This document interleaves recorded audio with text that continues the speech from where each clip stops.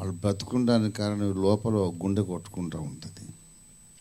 ఆ గుండె ఎవరికి కనబడదు, కనబడితే వీడు బతుకుండడు. కొంతమంది రహస్యంగా కనబడకుండా ఉండి వ్యవస్థను, ప్రపంచాన్ని, సంఘాన్ని, పరిచయం బ్రతికిస్తూ ఉంటారు. అలాంటి వాళ్ళలో ఒకరే సౌండ్ సిస్టమ్ వాళ్ళు. తర్వాత ఇంకో గుండెకాయ ఉంది, మోకరించి కన్నీళ్లు గార్చి ప్రార్థన చేసేవాళ్ళు. వాళ్ళు స్టేజ్ మీదకి రారు, వాళ్ళ ఫోటోలు పోస్టర్లు వేయరు. ఇక్కడ నేను స్టేజ్ మీద ఉన్నాను, నేను వెళ్ళిపోతే ఇంకొక ఆయన వచ్చాడు. కానీ ఆ మోకరించి ప్రార్థించే వాళ్ళు లేకపోతే ఇంకా ఏముండదు, అంత ఖాళీయే. సంఘము బ్రతికేది నాలాంటి ప్రసంగికుల మీద ఆధారపడి కాదు, కనబడకుండా ఏకాంతంగా మోకరించి దేవుని సన్నిధిలో కన్నీళ్లు గార్చే వాళ్ళ ద్వారా సంఘం బ్రతుకుతుంది. దేవునికి స్తోత్రం కలుగును గాక. మంచిది. దేవుని పరిశుద్ధ వాక్యములో నుండి మొదటి పేతురు పత్రిక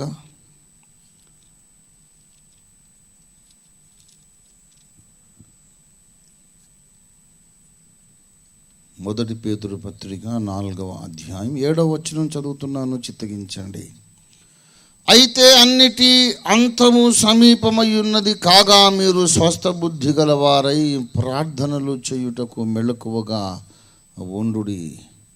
చిన్న మాట మనం ప్రార్థన చేసుకుందాం. హల్లెలూయా. ప్రేమ కలిగిన మా మహాపరిశుద్ధ తండ్రి, జీవాధిపతి అయిన మా యేసయ్యా నీ బంగారు పాదములకు స్తోత్రాలు. మీ దాసుని దాదాపు 1000 మైళ్ళ దూరము నుండి సకాలానికి తెచ్చినందుకు నీ స్తోత్రాలు. నిన్నటి దినాన అత్యవసరముగా దుఃఖసాగరం మందున్న బిడ్డల కోసం మీ దాసుడు పరుగులెత్తి ఇక్కడ ఉండలేని పరిస్థితిలో మీ దాసుడు నీల్ ఆర్మ్స్ట్రాంగ్ని మీరు వాడుకున్నందుకు నీకు స్తోత్రం. అత్యవసర పరిస్థితిలో జరిగిన ఈ యొక్క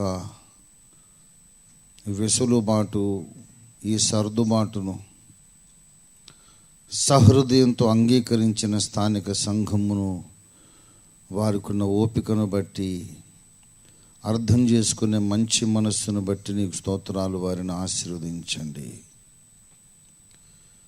ప్రభువా. ఈ 3 దినాల సత్య సువార్త మహాసభల్లో ఇది చివరి రోజు, చివరి సాయంత్రము కనుకనైనా ఇంత భారీ ఎత్తున ఏర్పాట్లు మీ దాసుడు చేసి ఉండగా దీని వెనుక ఎంతోమంది బిడ్డల యొక్క ఆర్థిక త్యాగము, సమర్పణ, సహకారం, ఆర్థిక సహకారం ఉంది. ఎందరో బిడ్డలు కన్నీళ్లు గార్చి ప్రార్థించినారు. పైన కనబడే అవయవాలు కొన్ని, కనిపించకుండా గుట్టుగా లోపల దాగి మమ్మల్ని బ్రతికించే అవయవాలు ఎన్నో ఉన్నాయి అని చెప్పుకున్నట్లుగా ఇక్కడ కనిపించని ఆ ప్రార్థనా వీరులు క్రీస్తు న్యాయపీఠం ముందు వాళ్ళే ప్రముఖులుగా ఉండబోతున్నారు కనుక నీ స్తోత్రము తండ్రి.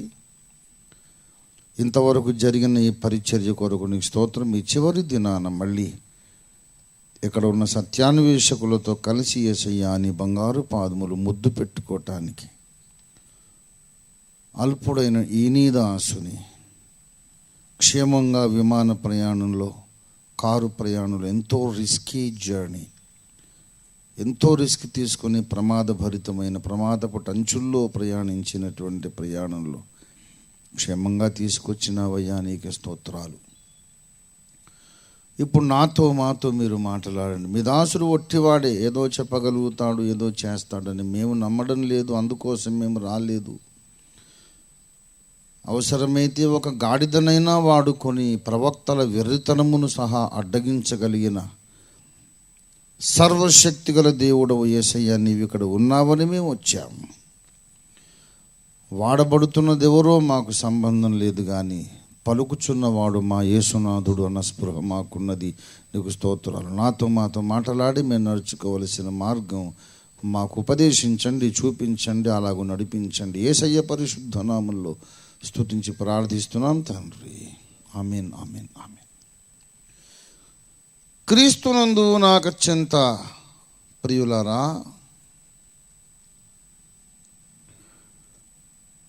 మన దేశములో ఈ ప్రపంచమును గూర్చి ఒక అభిప్రాయం ఉన్నది, ఒక తప్పుడు అభిప్రాయం ఉన్నది అని నేను మొదట్లోనే చెప్పడం బాగుండదు. ఒక అభిప్రాయం అయితే ఉంది మన దేశంలో, ఇంకా అనేక ఇతర దేశాల్లో కూడా ఉంది. ఆ అభిప్రాయం ఏంటంటే,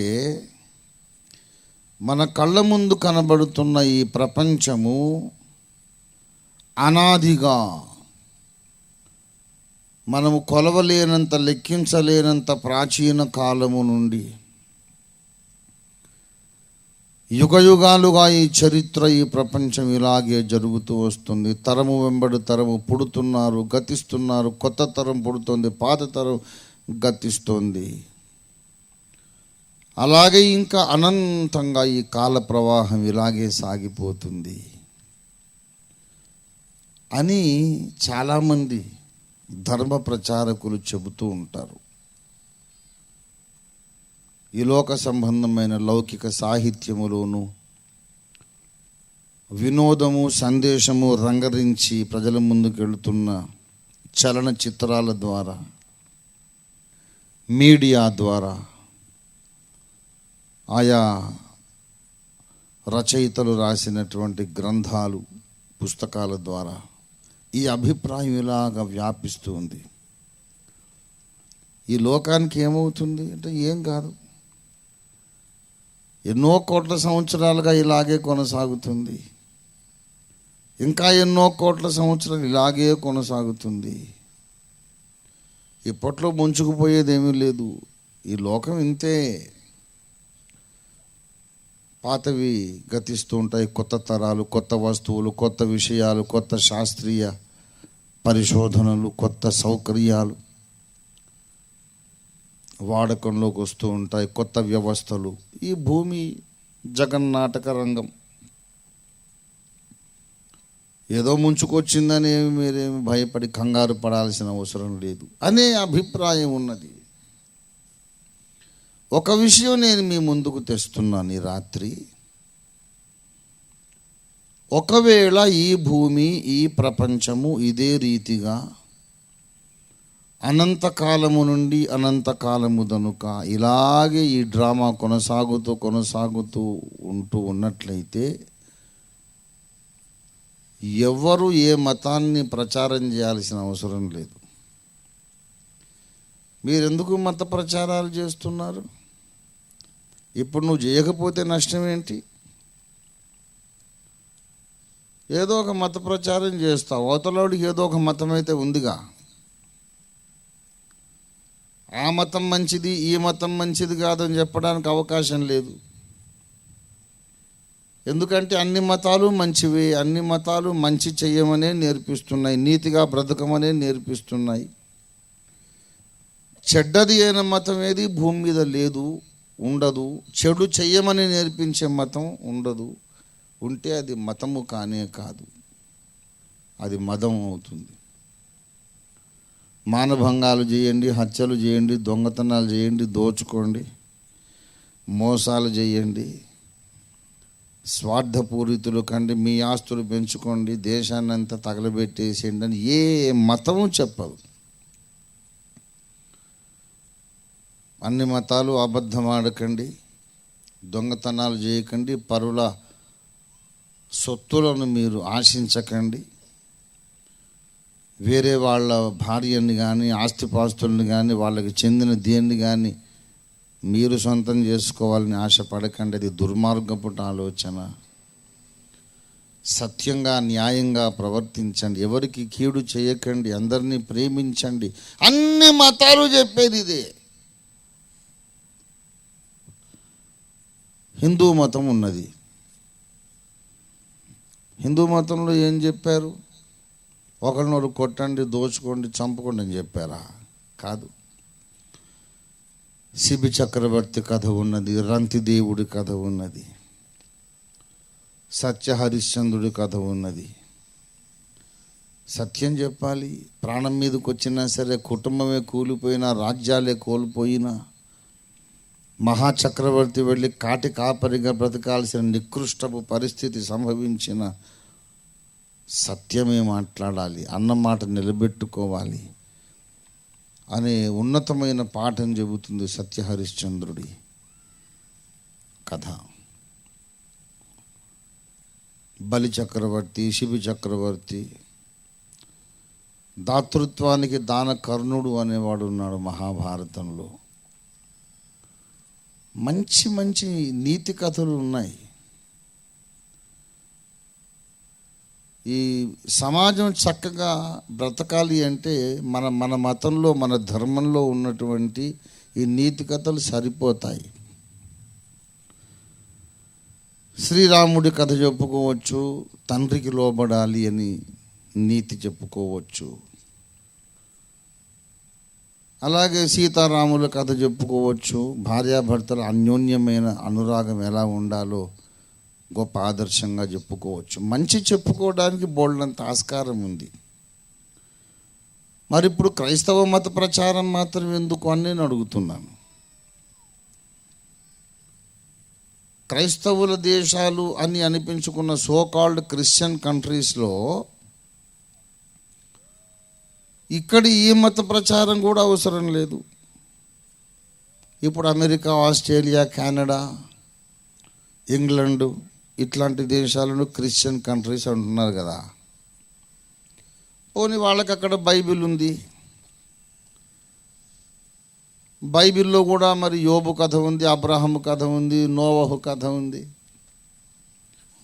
మంచి మంచి నీతి పాఠాలు చెప్పే ఎన్నెన్నో విషయాలు బైబిల్లో ఉన్నాయి. క్రైస్తవ దేశాలకు బైబిల్ ఉంది, మన దేశానికి వేదాలు, పురాణాలు ఉన్నాయి.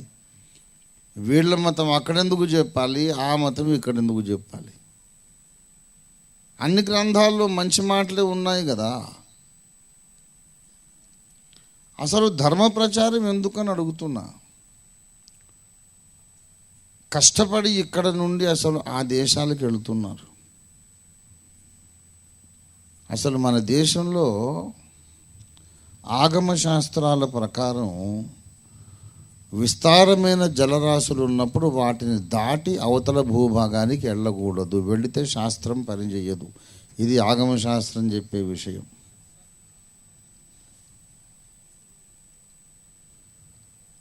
అందుచేత మన దేశంలో ధర్మ ప్రచారకులు అమెరికాకు వెళ్ళడానికి వీళ్ళకి అధికారం లేదు, వెళ్ళకూడదు. ఈ విస్తారమైనటువంటి జలరాశులను, సముద్రాలను దాటి వీళ్ళు వెళ్ళకూడదు శాస్త్రం ప్రకారం. కానీ వెళుతున్నారు, వీళ్ళు అక్కడ ప్రచారం చేస్తున్నారు.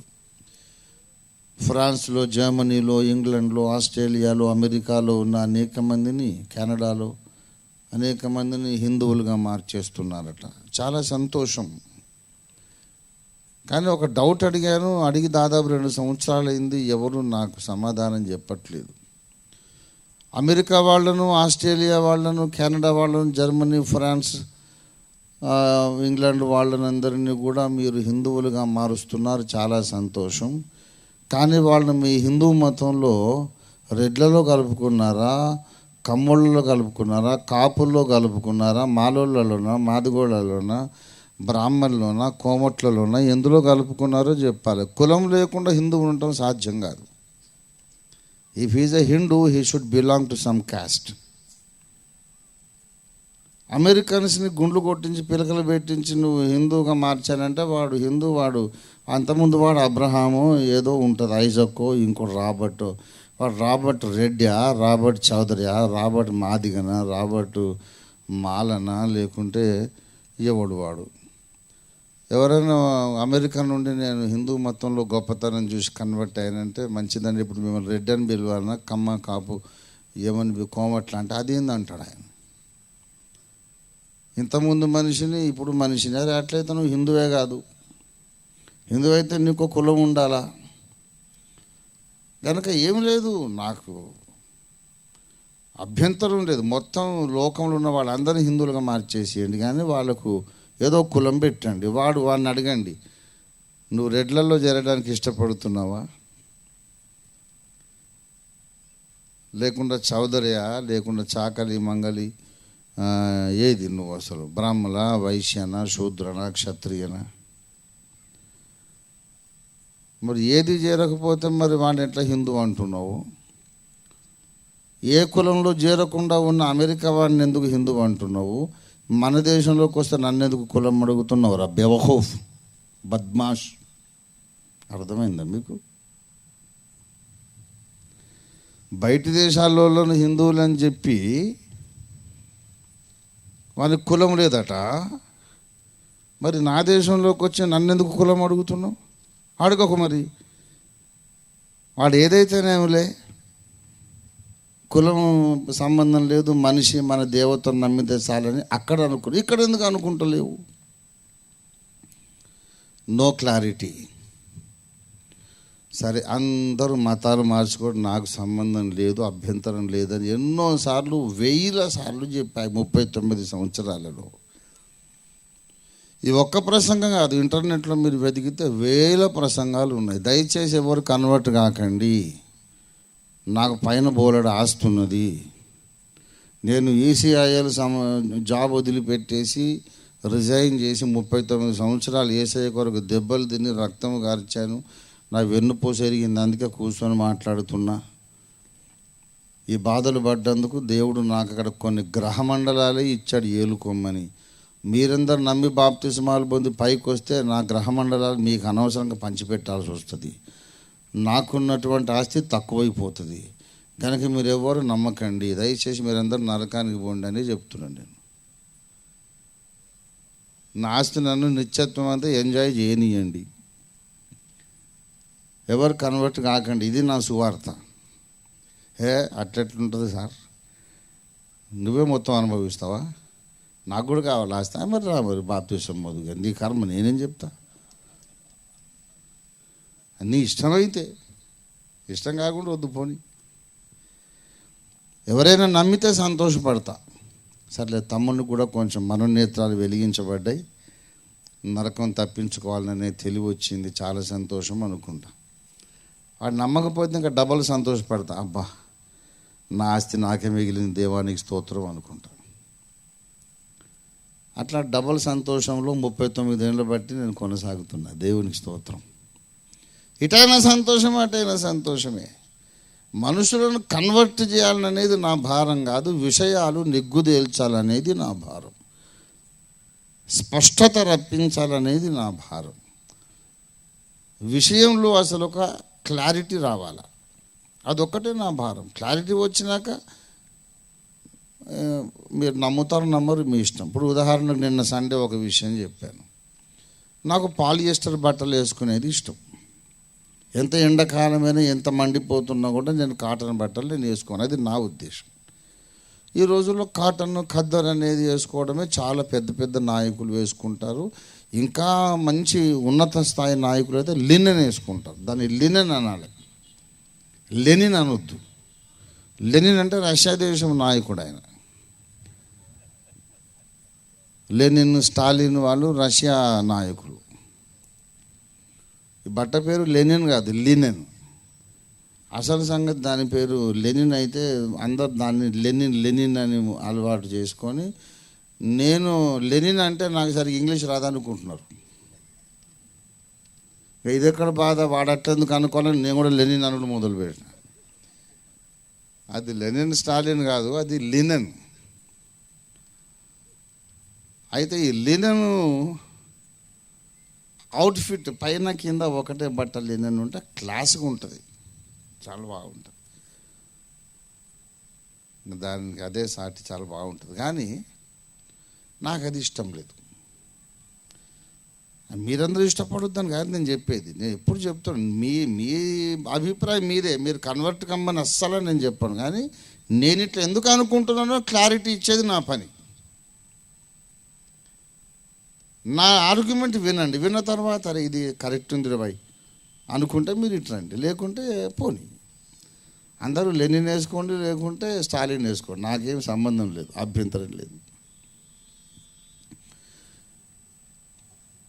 అది ఎందుకు నాకు ఇష్టం లేదంటే, ఆ లినెన్ షర్ట్ వేసుకుంటే ఆ పొలంలో ఆ దిష్టి బొమ్మ పెడతారు చూడు, కర్రలు చేతులు ఇట్లా పెట్టుకొని అట్లా నిలబడాల. చెయ్యి ఇట్లా మడిసి ఇట్లా గుండి నేను పెట్టుకుంటాను వీల్లేదు. ఇట్లా తెచ్చుకొని ఆ గుండి పెట్టుకొని చెయ్యి మళ్ళీ తీయగానే మొత్తం మడతలు అవుతుంది.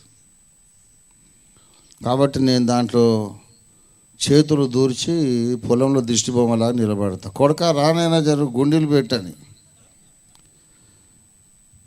ఎవరైనా వచ్చి గుండీలు పెట్టాలా. గుండీలు పెట్టిన తర్వాత ఎప్పుడైనా మరిసిపోయి పొరపాటున చెయ్యి లేపి బుర్ర గోక్కున్నా, తల దువ్వుకున్నా, ఏదైనా పొరపాటున చెయ్యి ఇట్లా ఒక్కసారి అంటేనంటే అవుట్. అంత ముడతలు. ఆ ముడతలు అంటే నాకు అసహ్యం. ఇంత మాత్రం భాగ్యానికి దానికి ఒక్కటి అవుట్ఫిట్ 7, 8, 10,000 ఉంటుంది. 2 ఫుల్ సూట్లు వస్తాయి, ఫారిన్ ఇంపోర్టెడ్ సూట్లు. 2 ఫుల్ సూట్ల ఖరీదు ఒక్కటే లెనిన్ అవుట్ఫిట్ ఉంటుంది. Linen outfit. అందరి భాష లెనిన్, మన భాష లినెన్. లినెన్ అంటే నార అని అర్థం యాక్చువల్గా ఓల్డ్ ఇంగ్లీష్లో. అంత ఖరీదు పెట్టి అక్కడ వేసుకొని రూమ్లో ఈ మీటింగ్ ప్లేస్కి వచ్చి కార్లో కూర్చొని కార్లోంచి దిగగానే అవుట్ మొత్తం ముడతలు ఉంటుంది. ఈ మాత్రం భాగ్యానికి ఇన్ని వేలు ఎందుకు పెట్టాలని అడిగితే ఆ షాపులో వాళ్ళు ఏమంటారు తెలుసా, దానికి ఆ ముడితే అందం సార్ అని అంటారు. సరే నీ ఇష్టం, నేను కూడా దానికి కాదన్నా. కానీ నాకు డౌట్, నేను కొంచెం అమాయకుడిని, నాకు ఎక్కువ డౌట్లు వస్తుంటాయి. ముడతలే అందం అంటున్నావు కదా, మరి ఇస్త్రీ షాపులన్నీ ఎందుకున్నాయి లోకంలో? ఇది నా డౌట్. ఇస్త్రీ షాపులు ఎందుకు పెట్టారు? ముడతలు అసహ్యమని పెట్టారా, ముడతలు అందమని పెట్టారా? ఏ మేరా సవాల్ హై సారా దునియాకే సామ్నే.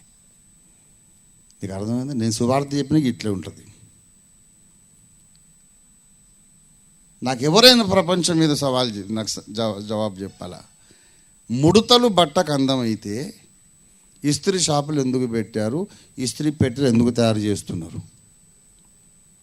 తయారు చేయొద్దు, అట్లా వేసుకో అన్ని బట్టలు ముడతలు. అంటే ఆ ముడత వేరు, ఈ ముడత వేరట. ఏంటి, what is the difference? Define చేయి, నిర్వచించుము. లెనిన్ ముడతకును స్టాలిన్ ముడతకును ఏమిటి డిఫరెన్సు అంటే అదంతే సార్ అంటే. ఏది అంతే సార్, నువ్వు బట్ట అమ్ముకునేటందుకు మన ఎత్తున రుద్దడానికి ఇది ఒక డాక్టర్ని పుట్టించిన సిద్ధాంతం. కనుక నేను అనుకుంటున్నాను ఏంటంటే ముడతలు అనేవి ఉండొద్దు, బట్ట నున్న ఉంటేనే అందమని నా అభిప్రాయం. అందరూ అట్లా అనుకోవాలని నేను చెప్పడం లేదు సుమా, అందరూ నాలాగా ఆలోచించమని నేను చెప్పట్లేదు. నా థాట్కు నాకు క్లారిటీ ఉన్నదని చెప్తున్నాను. As far as I'm concerned, I feel the cloth should be without any wrinkles.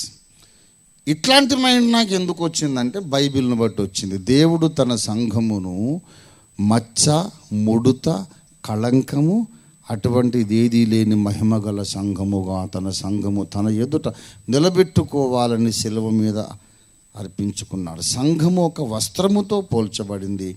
అది కళంకము లేని వస్త్రంలాగా ఉండాలి, ముడతలు లేని వస్త్రంగా ఉండాలి. నా మైండ్లో అది బిటాయించింది, బట్టకు ముడుతుండొద్దని. నా ప్రాబ్లం ఏంటంటే నేను 6 సంవత్సరాలప్పుడే రక్షింపబడ్డాను. అప్పటి నుంచి బైబిల్ చదివి విని తలకాయ నిండా నరనరాన బైబిల్ జీర్ణమైపోయి ముడత అనగానే ఇది అగేన్స్ట్ బైబిల్ కదా అనిపిస్తుంది అనమాట. That is my problem. కాబట్టి నాకు ముడత లేకుండా ఉండాలి. మరి ఎండాకాలము ఈ పాలియస్టర్ ఒళ్ళంతా మండిపోతుంది కదా అంటే మండని సార్. అందముగా కనపడడానికి శరీరాన్ని హింసించుకోవడం మానవ జాతికి అలవాటే కదా. ఇది ఇంకో ఆర్గ్యుమెంట్. టు లుక్ బ్యూటిఫుల్ మనం కొంత టార్చర్ భరిస్తాము. ఎందుకంటే చెల్లెమ్మలు, అక్కయ్యలు, తల్లులందరూ ముక్కులకు చెవులకు రంధ్రాలే పొడుచుకోగలిగింది. ఈ పాలియస్టర్ బట్ట భరించేదో లెక్కరా? అట్లా పొడుచుకుంటే రక్తం వస్తుంది, బ్లీడింగ్ అయినా కూడా సరే పర్లే పుండు, దానికి పసుపు గిసుపు పెట్టి ఆముదం పెట్టి మానుపుకుంటారు. శరీరానికి గాయాలే చేసుకున్నప్పుడు నేను ఎండ భరించలేనా? I want to look beautiful. అందము కొరకు మానవుడు తనకు తోచినంతలో కాస్త టార్చర్ అన్న పడతాడు. ఇదన్నమాట నా ఆలోచన ధోరణి. ఏదైనా ఇష్టపడితే ఎందుకు ఇష్టపడుతున్నానో క్లారిటీ ఉండాలి. ఏదైనా ఇష్టం లేదంటే ఎందుకు ఇష్టం లేదు అనుకుంటున్నానో దానికో క్లారిటీ ఉండాలి. తర్వాత ఇదిగో నాకు ఈ కారణాన్ని బట్టి ఇది నచ్చింది అని చెప్పాలి. విన్నవాడు తనకి ఇష్టమైతే ఫాలో కావచ్చు, లేకుంటే వదిలేయచ్చు. ఇప్పుడు ధర్మ ప్రచారం కూడా అట్లనే చెబుతున్నా. నేను ఏమడుగుతున్నాను, అసలు మత ప్రచారం ఎందుకు అని అడుగుతున్నాను నేను. మత ప్రచారం ఎందుకు? ఇప్పుడు మన హిందూ మతమును తీసుకెళ్ళి అమెరికాలో చెప్పడం ఎందుకు? పోనీ ఇస్లాం వచ్చి ఇక్కడ ఎందుకు చెబుతున్నారు? అది కూడా ఒక ప్రశ్న. ఇస్లాం వచ్చి ఇక్కడ చెప్పడానికి వాళ్ళకు ఒక కారణం ఉంది. ఏం కారణమో తెలుసా? బైబిల్లోని పాత నిబంధనలో చాలా భాగం వాళ్ళు నమ్ముతారు. దేవుడు మట్టిలో నుండి ఆదామును చేశాడని, అతని ప్రక్కటెముక నుండి హవ్వను చేశాడని, వాళ్ళిద్దరూ తిరుగుబాటు చేసి దేవునికి దూరమైనారని ఖురాన్ కూడా చెబుతుంది. తర్వాత ఇస్లామిక్ సందేశం ఏంటంటే దేవుడు 1,80,000 మంది ప్రవక్తలను పంపారు. 1,80,000 पैगंबरों को अल्लाह मियाँ ने भेजा इस दुनिया में. వాళ్ళందరూ కూడా 1,80,000 पैगंबర్లందరూ ఏం చెప్పారంటే సిర్ఫ్ అల్లా ఏక్ హీ ఖుదా హై, अल्लाह ही सबसे बड़ा है, अल्लाह अकबर. और 1,80,000 पैगंबरों में से सबसे बड़ा पैगंबर ईसा अलैहिस्सलाम और आखिरी पैगंबर मोहम्मद अलैहिस्सलाम. ఈ 1,80,000 ప్రవక్తలలో అందరికంటే గొప్ప ప్రవక్త యేసుక్రీస్తు. ఈ వరుసలో చిట్ట చివరి వాడు మహమ్మద్ అలైహిస్సలాం. ఈ మహమ్మద్ని ఎందుకు దేవుడు పంపాడంటే దేవుడు యోధులను ఎన్నుకొని వాళ్ళకు లేఖనాలు అప్పగిస్తే ఆ దుర్మార్గులు లేఖనాలు ఉన్నది ఉన్నట్లు ఉండనీయక వాటిని మార్చి కలగాపులగం చేసి చెడగొట్టేసి చెరిచేశారు. అంత కరప్ట్ అయిపోయింది.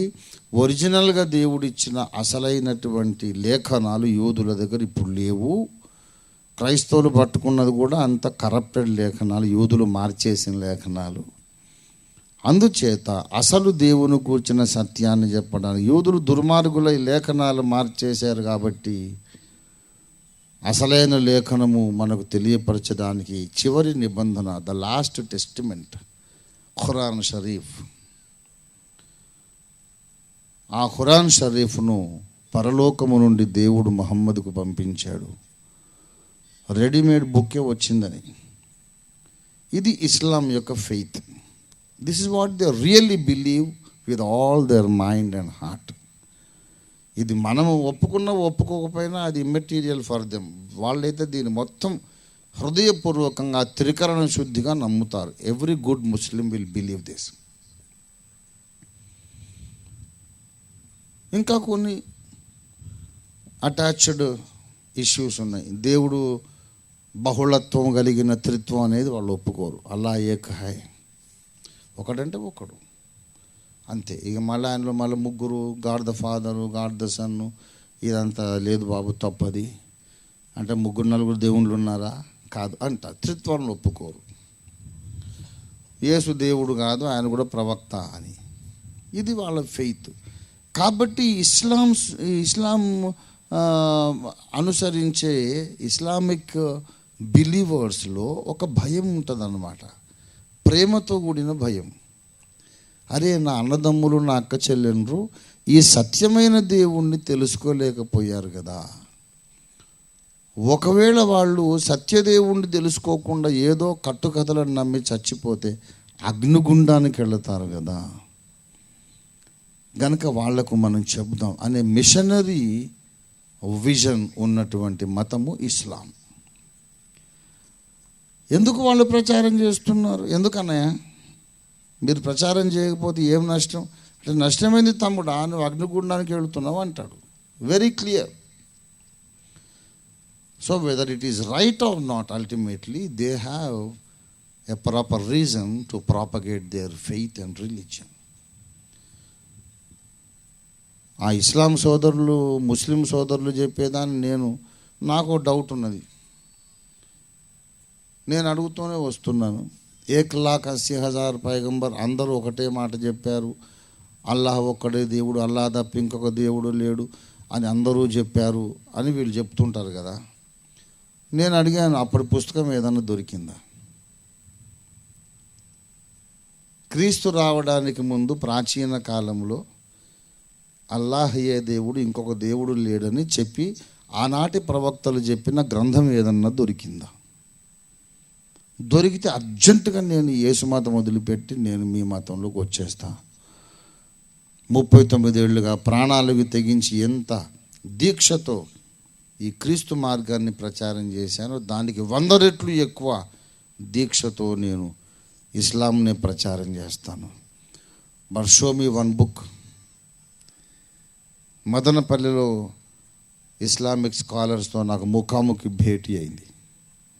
అక్కడ ఈ ప్రశ్న అడిగా, దాదాపు 20 years అయిపోతుందా బాబు, 20 ఏళ్ళు దాదాపు.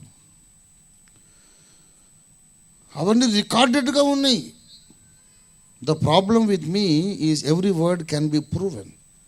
నేను ఏదన్నా చెప్తున్నానంటే ఖచ్చితంగా దానికి డాక్యుమెంటరీ ప్రూఫ్ ఉంటేనే చెప్తా, లేకుండా చెప్పాను. ఆనాటి ముఖాముఖి భేటీ కూడా రికార్డెడ్గా ఉంది. అక్కడ అడిగాను, ప్రాచీన కాలపు ప్రవక్తలందరూ అల్లాహయే దేవుడు అనే మాట చెప్పారు, అదే ఇప్పుడు మహమ్మద్ అలైహిస్సలాం వారు చెప్పారంటే చాలా సంతోషం అండి. ఆ ప్రాచీన కాలపు గ్రంథం ఒకటైనా దొరికిందా నాకు చూపించగలరా అని అడిగితే మరి ప్రాచీన నిబంధన కాలములో యెహోవాయే దేవుడు అనే మాట మీరు చూపించగలరని అడిగారు. జబర్దస్త్ సవాల్ పూछा आपने, बहुत अच्छे सवाल है, मैं दिखा सकता हूँ. యేసుక్రీస్తు అవతరించక ముందు 2,500 ఏళ్ళు, అంటే ఇప్పటికి 2,500 ఏళ్ళు, అంటే యేసు ప్రభు వారు పుట్టక ముందు 500 ఏళ్ళు, 600 ఏళ్ళు, 1000 ఏళ్లకు ముందు రాయబడ్డ గ్రంథాలు దొరికినవి. అందులో యెహోవా అనే పేరే ఉన్నది కానీ అల్లాహ్ అని పేరు లేదు. అంటే ఎక్కడుందంటే లండన్లో బ్రిటిష్ మ్యూజియంలో ఉన్నాయి. మీకు నాకు నేను విమానం టికెట్ బుక్ చేస్తా, బ్రిటిష్ మ్యూజియంలో వెళ్ళి ప్రాచీన గ్రంథాలను మనం చదువుదాము. ఆ భాష మనకు రాదంటే నీకు నమ్మకమైనటువంటి స్కాలర్ ఒకరిని పట్టుకొచ్చుకో, వానికి కూడా నేను టికెట్ కొంటాను. అక్కడ కనుక నేను యెహోవా అనే పేరు చూపిస్తే అక్కడ అర్జెంటుగా నువ్వు అప్పటికప్పుడు బాప్తిస్మం పొందాలి. లేదు నీవు ఆ పాత గ్రంథాల్లో అల్లాహ్ అనే పేరు చూపిస్తే అక్కడే నేను సున్నతి చేసుకొని ముస్లింనై వస్తే ఇండియాకి అని చెప్పినాను.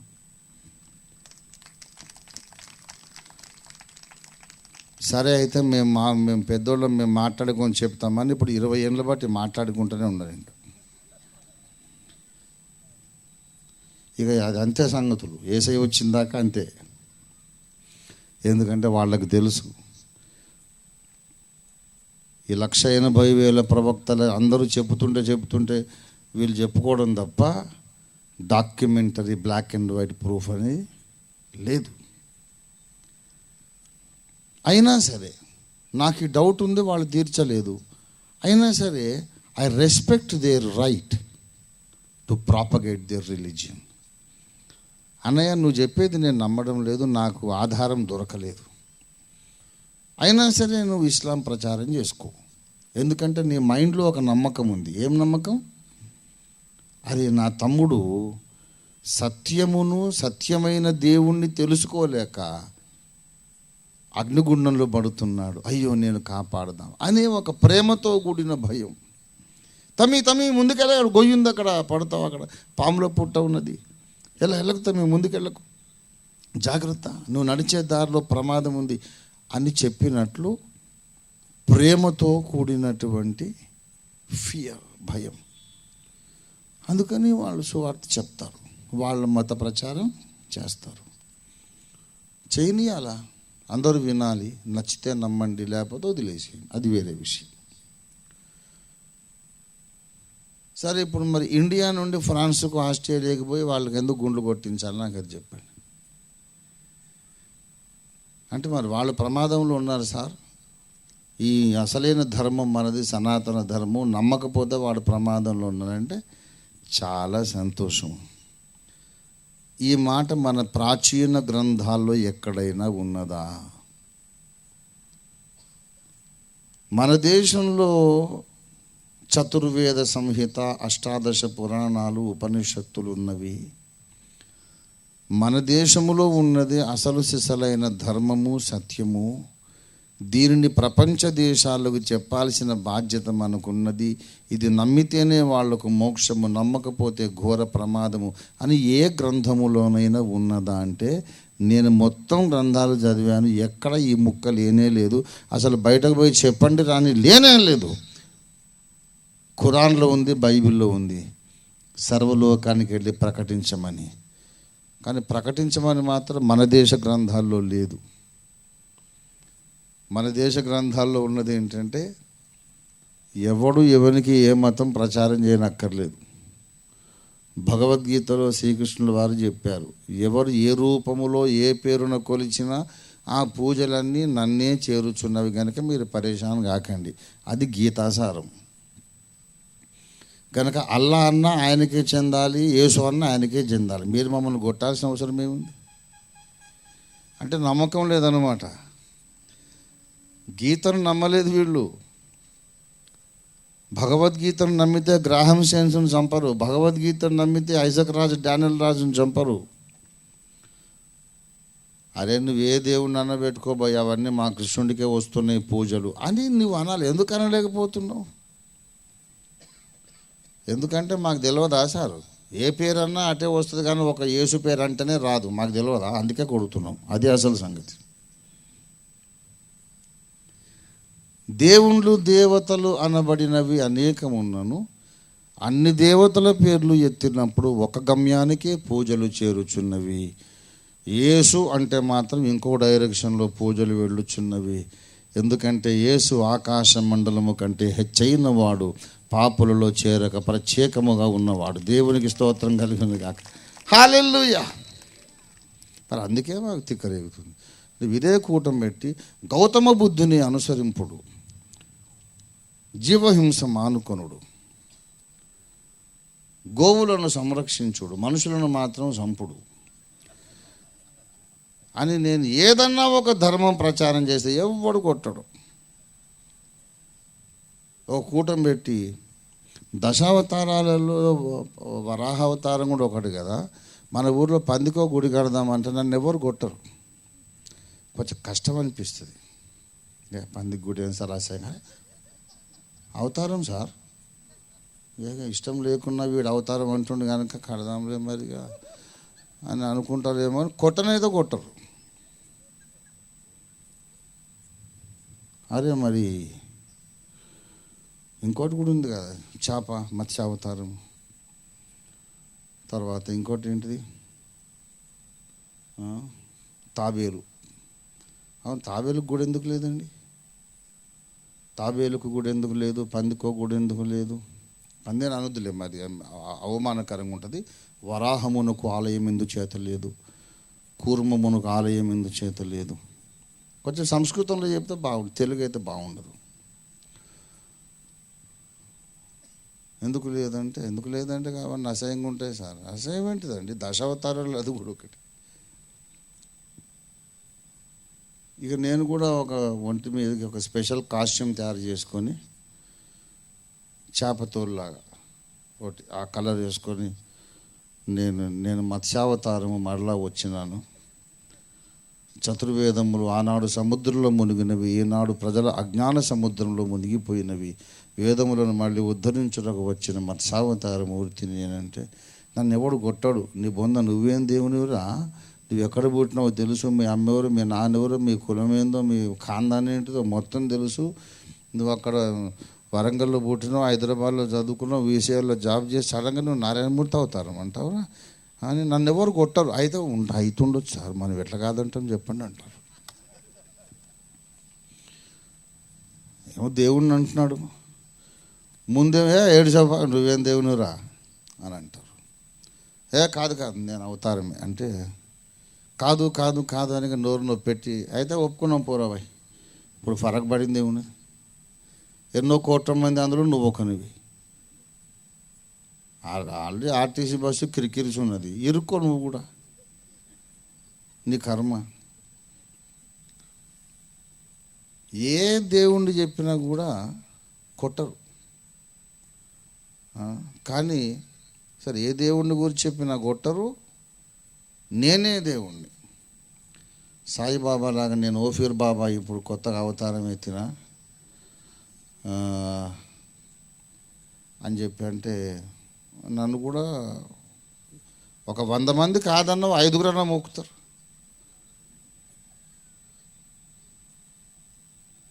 ఆ 5గురే మెల్లమెల్లగా అనేక మందికి ఇది అంటిస్తారనమాట.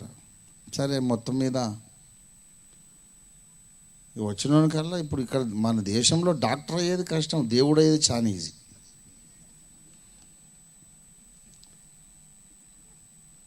డాక్టర్ కావాలంటే 5 సంవత్సరాలు చదవాలా, మళ్ళీ హౌస్ సర్జన్సీ, మళ్ళీ సబ్జెక్టులు మిగిలిపోతే మళ్ళీ దాన్ని గుంజుకొని రావాలా.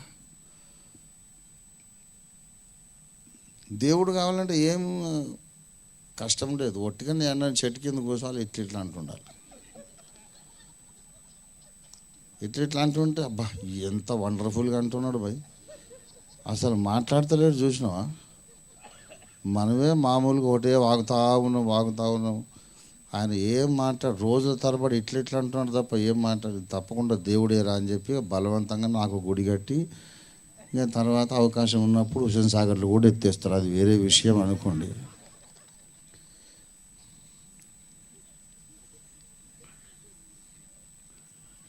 ఏ దేవుణ్ణి గురించి మాట్లాడినా కొట్టరు, నేనే దేవుణ్ణి అంటే కూడా కొట్టరు. కానీ యేసు అనగానే బీపీ పెరుగుతూ ఉంటుంది. ఆ పేరు ఎందుకు వెళ్తావు? నువ్వే దేవునిగా గుడి కడతావు, నీకు మఠము, ఒక పీఠము, నీకు మొత్తం అన్ని ఏర్పాటు చేస్తావు, కొన్ని ఎకరాల భూమి కూడా కబ్జా పెట్టవచ్చు. యేసని అనుకు, ఎందుకు? అరే గామత అర్థమవుతారు, అర్థం కాలేదురా నీకు? అంత అమాయకుల్లాగా ఉన్నారు, ఇంత అన్నాటిగానే ఎక్కడ చూడలేదు.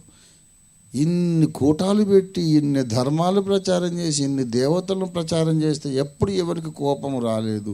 యేసు అనగానే కోపం వస్తుందని నీకు అర్థం కాలేదు? వీళ్ళందరూ ఒక కేటగిరీ, యేసు ఒక్కడే వేరే కేటగిరీ.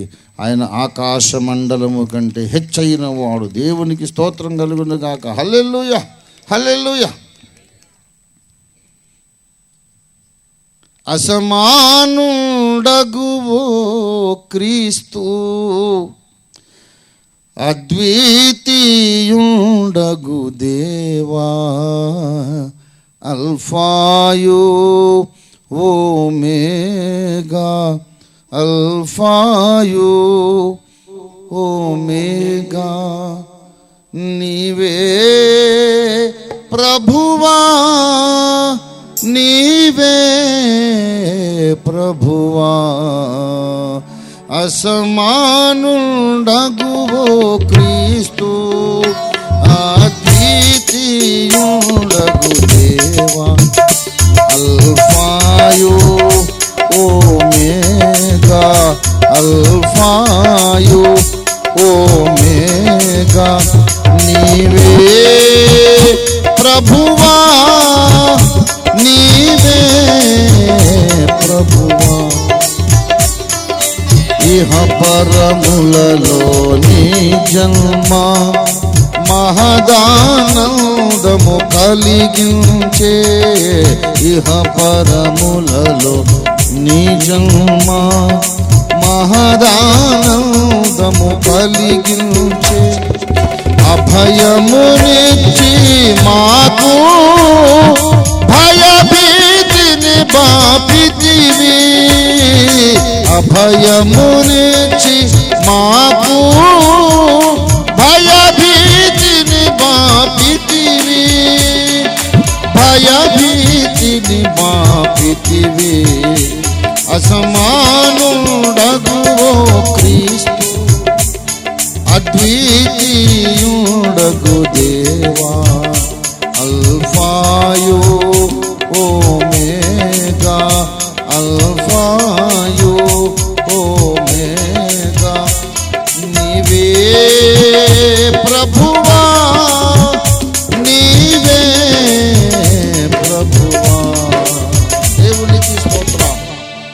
హల్లెలూయా.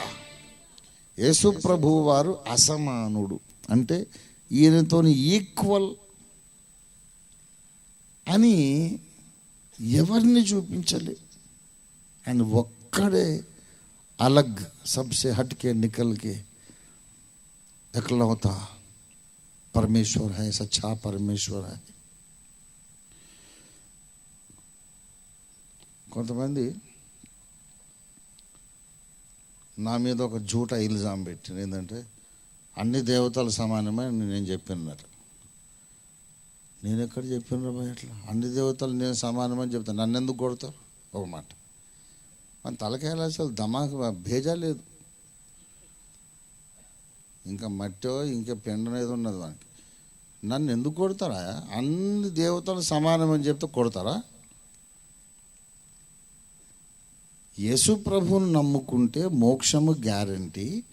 యేసయ్యను పక్కన పెడితే నువ్వు ఎంత మంచిగా బతికినా నరకం గ్యారంటీ అని చెప్తున్నాం కనుక కొట్టారు. అన్ని దేవతలు సమానమైతే నన్ను పబ్లిక్ గార్డెన్లో ముస్లిం పండితులు ఎందుకు నన్ను పిలిచి భేటీ పెడతారు? ధర్మాచార్య ప్రతిష్టాన్ వాళ్ళు ఎందుకు నన్ను క్రైస్తవుల ప్రతినిధిగా నన్ను ఎందుకు పిలిచి మాట్లాడతారు? అంత సమానమేనంటే భేటీ ఏమున్నది? ఆర్గ్యుమెంట్ ఏముంది? లేదు, నువ్వు అన్ని హైందవ క్రైస్తవంలో బుక్కులో రాసినావు. వీళ్ళు బుక్ చదివేటోళ్ళు కాదు, వీళ్ళు టైటిల్ రీడర్స్, బుక్ రీడర్స్ కాదు. పైన దాని అట్ట చూసిందంటే దాని మీద విమర్శ. నువ్వు ఆ దేవతలతో దీంతో అగ్నిదేవుడు, వాయుదేవుడు, అది ఇది పోల్చిన చేసిన. నిజంగా యేసయ్యను నమ్ముకున్న వాళ్ళు కూడా ఇంత పెద్ద మాలోకం అయితే ఎట్లాగా? పోలిక వేరు, సమానము చేయుట వేరు.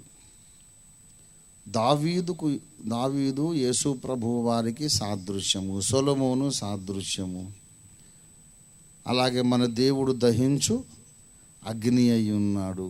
యేసు ప్రభువు వారు వధింపబడిన దేవుని గొర్రె పిల్ల అయి ఉన్నాడు. యోనాతో పోల్చబడ్డాడు, మోషేతో పోల్చబడ్డాడు, అహరోనుతో పోల్చబడ్డాడు. అంటే వీళ్ళందరూ యేసయ్యకి సమానమా?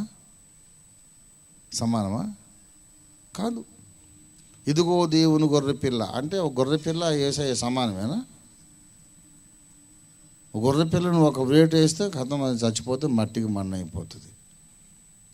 యేసయ్యని చంపారు, సమాధిలో పెడితే 3వ నాడు తిరిగి లేచి వచ్చాడు. ఆ గొర్రె లేచి వస్తుందా? ఆయనలోని మహిమ గుణాతిశయములు మనకు అర్థం కావడానికి సూర్యునితో పోల్చాము. అంటే సూర్యుడు యేసు సమానమా? అట్లాంటి కోట్ల సూర్యుడు ఆయన చేశాడు. యేసు ప్రభు నక్షత్రం అని పోల్చబడ్డాడు, గాలిలాగా సర్వాంతర్యామి, అగ్నిలాగా పవిత్రుడు. ఆయనను వర్ణించడానికి ఇవన్నీ సహకరిస్తాయి అంతే తప్ప యేసు సూర్యుడు అంటే సూర్యునితో సమానం కాదు. యేసు యూదా గోత్రపు సింహము అంటే అడవిలో సింహం యేసయ్య సమానమా? కాదు. ఆ సింహాలు, ఈ సూర్యచంద్రుడు, నక్షత్రాలన్నీ యేసయ్య సృష్టి. గాలి, అగ్ని, పంచభూతాలు యేసయ్య చేసిన సృష్టి. ఆయనలోని వ్యక్తిత్వ గుణలక్షణాలు మనకు అర్థం కావడానికి ఒక్కో లక్షణానికి ఒక్కో ప్రత్యేక దేవుడు ప్రకృతిలో పెట్టాడు. కానీ ఈ ప్రకృతి మొత్తము యేసయ్య నోట్లోంచి ఒక మాట మాట్లాడితే పుట్టుకొచ్చింది. దేవునికి స్తోత్రం కలుగును గాక. యేసుతో ఎవరిని పోల్చడం లేదు. పోలిక చెప్పడం వేరు, సమానము చేయుట వేరు. యేసుకు పోలికలు ఈ ప్రకృతిలోను మానవ చరిత్రలోను ఎన్నో పోలికలు. ఆయనతో ఒక్కొక్క లక్షణానికి ఒక్కో పోలిక, 1000 కొద్ది పోలికలు మానవ చరిత్రలో, సమాజంలో, ప్రకృతిలో ఉన్నాయి.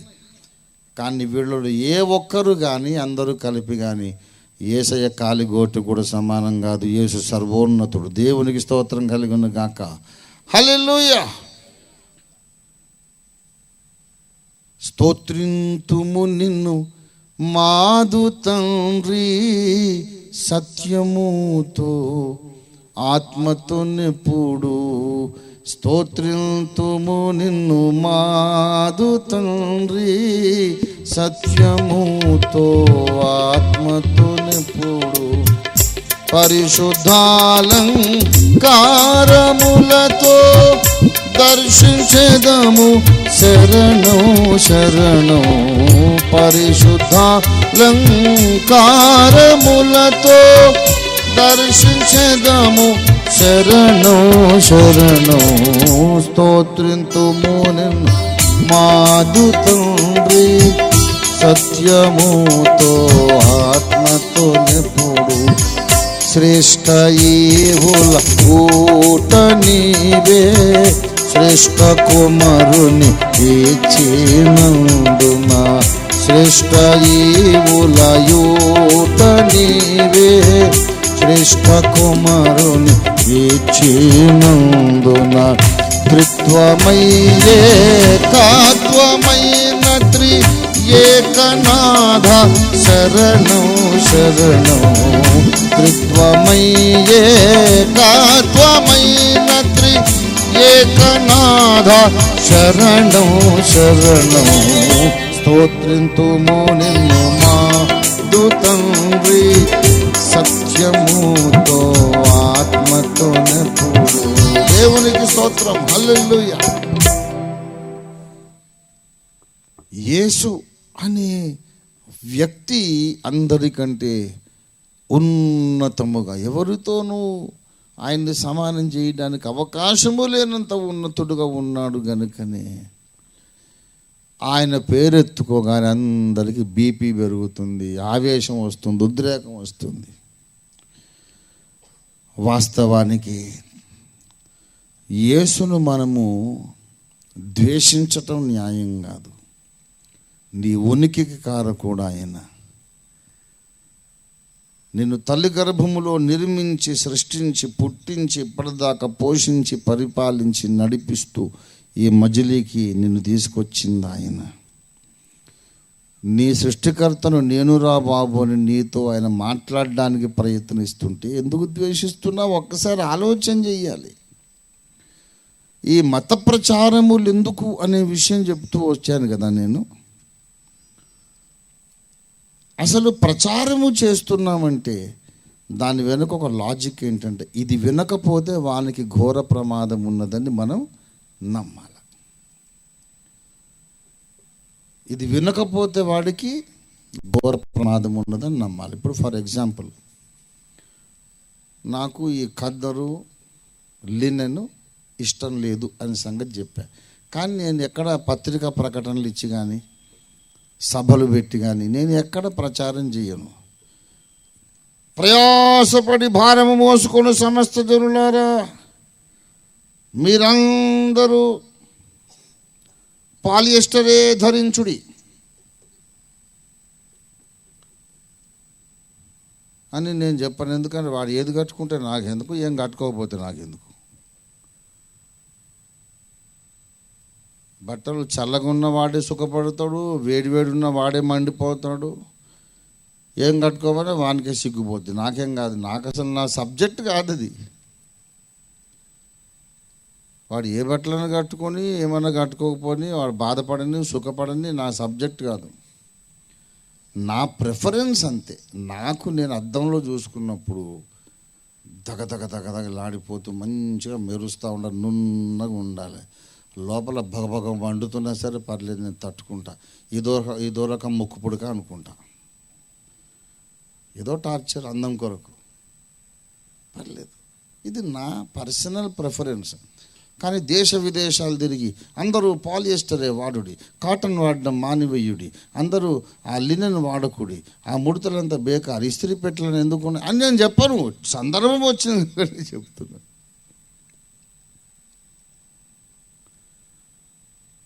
అసలే నాది వేడి ఒళ్ళు. నా పక్కన ఎవరు ఉండరు, ఎందుకంటే భయం భక్తి అని కాదు, పొయ్యిలో కూర్చున్నట్టు ఉంటుంది. నా పక్కన కూర్చుంటే వెంటనే లేచి దూరం పోయి కూర్చుంటారు. ఎందుకంటే ఏం సార్ పొయ్యిలో కూర్చున్నట్టుంది, ఏం మనిషి నువ్వు, మనిషివా నువ్వు, ఇంకేమన్నా అంత వేడి నాకు. దానికి తోడు పాలియస్టరు అయినా సరే పర్వాలేదు, లోక కళ్యాణం కొరకు ఎంత శ్రమైనా పడతా అన్నట్టు నేను అందంగా కనపడడం కూడా ఇది నా పర్సనల్. కానీ నేను అమెరికా, ఇంగ్లాండు, అన్ని దేశాలు పోయి ప్రజలారా మీరందరూ పాలిస్తారని చెప్పను. నేను చెప్పాలి అంటే నాకు నమ్మకం ఉండాలి. ఈ బట్టలు కట్టుకోకపోతే వాడికి ఘోరమైన నష్టం జరుగుతుంది, ఘోరమైన ప్రమాదం జరుగుతుంది. ప్రమాదం అనేది లేకపోతే నువ్వెందుకు చెప్తున్నావు? అది ఇక్కడ పాయింట్. ఇవాళ ఇప్పుడు మన దేశంలో పెద్దలు చెబుతున్నారు కదా, ఈ కాల ప్రవాహం అనంతంగా సాగిపోతూ ఉంటుంది. జీవరాశులన్నీ మళ్ళా పుడితే మళ్ళా చేస్తే, మళ్ళా పుడితే మళ్ళా చేస్తాయి. ఒక ప్రతి జీవి కూడా చిన్న సూక్ష్మజీవి మొదలుకొని మానవుని దాకా 777 జన్మలు ఎత్తుతుంది, మళ్ళా మొదలుకు వస్తుంది. మళ్ళా ఈ చక్ర పరిభ్రమణం జరుగుతూనే ఉంటుంది. ఇంకా అయితే నీకు ఏం ప్రమాదం లేదు. ఇప్పుడు నేను ఏ జన్మలో ఉన్నానో, నేను చచ్చిపోతే ఇంకో జన్మలోకి వెళ్ళిపోతా. 777 జన్మలు అయినాక నేను పరమాత్మలో లీనమైపోతా. ఇప్పుడు నువ్వు నాకు అదేంటో మతం నాకు చెప్పకపోతే నాకు ప్రమాదం ఏంటి అని అడుగుతున్నా. ఇది నమ్మకపోతే ఈ 777 జన్మలు ఆగిపోతాయా? నా డౌట్ ఇది. ఎవరన్నా కరెక్ట్గా ధర్మము నమ్మినటువంటి ధర్మ రక్షణ కొరకైన మగోడు ఎవరన్నా ఉంటే నాతో సమాధానం చెప్పి నాతో భేటీ పెట్టుకొని గెలవాలి ఎవడైనా. అగర్ మరద్ కా బచ్చా హైతో, లేకుంటే నోరు మూసుకొని మా ప్రచారం మేం చేసుకుంటాం, మమ్మల్ని కొట్టేది తిట్టేది నువ్వు మానుకో. చాలా పరుషంగా మాట్లాడాను కదా. ఎందుకు ఇప్పుడు నువ్వు ప్రచారాలు చేయకపోతే ఈ పునరపి జననం పునరపి మరణం అనే జనన మరణ చక్ర పరిభ్రమణం ఆగిపోతుందా? నువ్వు చెప్పకపోతే, అమెరికాకు పోయి చెప్పకపోతే వానికి ఏం ప్రమాదం?